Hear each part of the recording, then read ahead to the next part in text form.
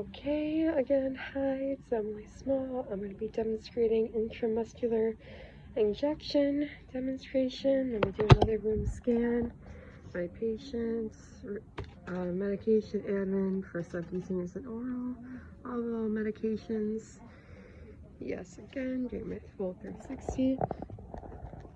Okay, so intramuscular injection, otherwise known as an IM, can be given through the deltoid, lateral vastralis, or the ventrogluteal, which is the most prominent one because it has the least amount of error, and the muscle, like the deltoid muscle, can not receive any more than 2 milliliters of medication.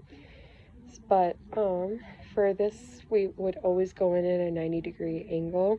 You can use either 5/8 or to 1.5 inches of a needle. And you really want to make sure that, again, it's at 90 degrees. And we can, for an intramuscular one, so I'm going to pretend that this is like my muscle, you would use the checking method to make sure that you're getting the muscle. You would be using the C-track method. So use the ulnar side of your hand, you move it over, get the skin as tight as possible, and that'll be your site for injection. So again, I know this is for insulin, and I would never use this to do an IM. Just again, resource purposes, this is what I'm doing.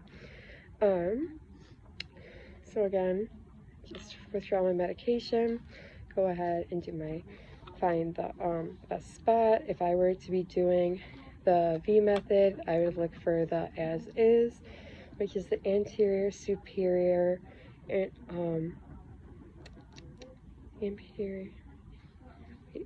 anterior superior.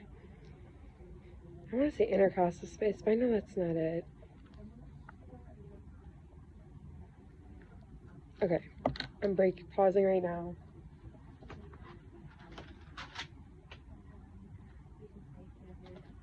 Iliac spine, I knew that. Okay, iliac spine, anterior superior iliac spine. And then I would go until I feel no more bone and just the fatty tissue, and then that's when, again, I would do my Z-track method to make sure I'm not infiltrating any bone and hitting that muscle. So once I do that, go in, only do my whole displacing, go ahead and make sure the skin is tight as possible, go in at 90 degrees, holding it like a dart, inject, release, go in the same way it came out. There probably might be some bleeding, so I'd wipe it off.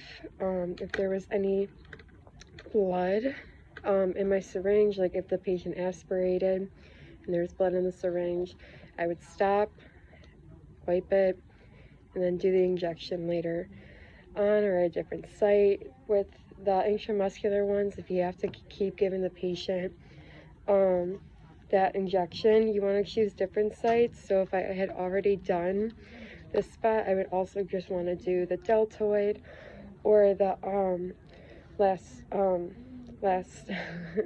can't talk, vastus lateralis.